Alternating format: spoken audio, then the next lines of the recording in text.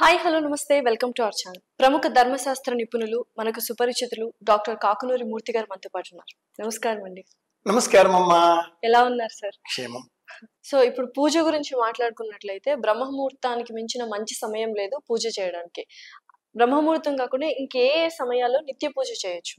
నిత్య పూజ గురించి అంటే అమ్మాయి బ్రాహ్మీ ముహూర్తము అని ఆ ముహూర్తానికి ఉండేటటువంటి పేరు. ప్రతి రోజులో కూడా 3 ప్రధానమైన ఇలాంటి ముహూర్తాలు ఉంటాయి. మొదటిది బ్రాహ్మీ ముహూర్తము, రెండవది అభిజిన్ ముహూర్తము, మూడవది గోధూళికా ముహూర్తము. ఈ మూడింటికి దివ్య ముహూర్తాలు అని పేరు. ఈ ముహూర్తాలలో ఏ పని చేసినా దిగ్విజయం లభిస్తుంది. ఈ ముహూర్తాలకు ఏ దోషము లేదు అని ప్రమాణం. ఎప్పుడు వస్తాయి ఈ సమయాలు? సూర్యోదయానికి ముందు ఉండేటటువంటి లగ్నం బ్రాహ్మీ ముహూర్తం. అంటే సుమారుగా ఏ టైంలో? సుమారుగా 3:30 నుంచి 4:30 మధ్య ఉండే కాలానికి బ్రాహ్మీ ముహూర్తము అని పేరు. సుమారుగా ఎందుకన్నానంటే సూర్యోదయానికి ముందు 48 నిమిషాల సమయం, 2 ఘడియలు. ఒక ఘడియ అంటే 24 నిమిషాలు. వీటికి చాలా లెక్కలు ఉన్నాయి. రోజుకి 60 ఘడియల కాలం, ఘడియ అంటే 24 నిమిషాలు. ఆ లెక్కలో సూర్యోదయానికి 2 ఘడియల కంటే పూర్వం వచ్చేది ఉషఃకాలం.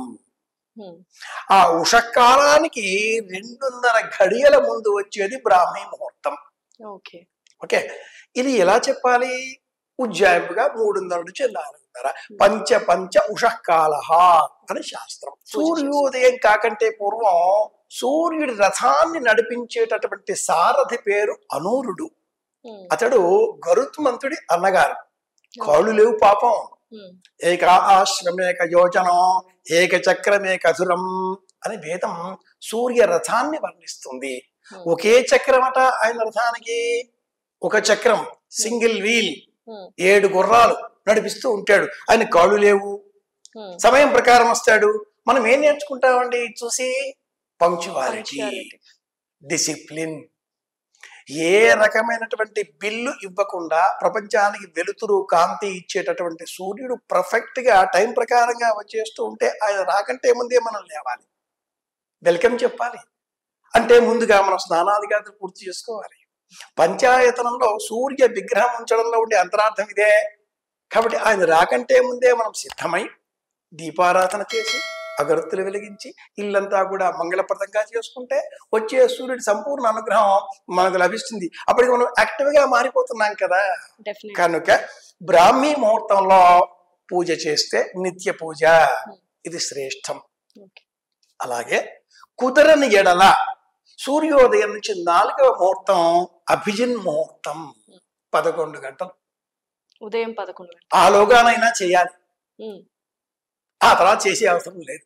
సంధ్యాకాలంలో కూడా చేస్తూ ఉంటారు. అదే చెప్పబోతున్నాను. 11 దాటిందంటే ఏ పూజ చేయకర్లా, ఉపవాసం ఉండి సాయంత్రం 6 గంటలకు చేయాలి. అది గోధూళికా ముహూర్తం. గోవులు ఇంటికి తిరిగి వచ్చేటటువంటి సమయానికే గోధూళికా ముహూర్తం అంటారు.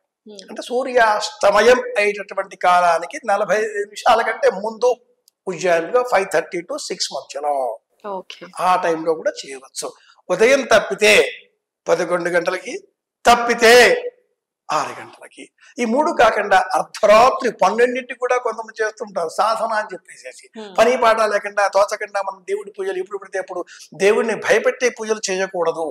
అమ్మ వస్తుందిరా, నా మీద పాలు పోస్తుంది, ఏవేవో కోరికలు అడుగుతుంది అని ఎవరిని మనం భయపెట్టకుండా, ఏ దేవుడు కూడా మనం చూస్తే ఉడికిపోయేటట్టుగా లేకుండా ప్రశాంతంగా పూజ చేస్తే ఉత్తమం బ్రాహ్మీ ముహూర్తం.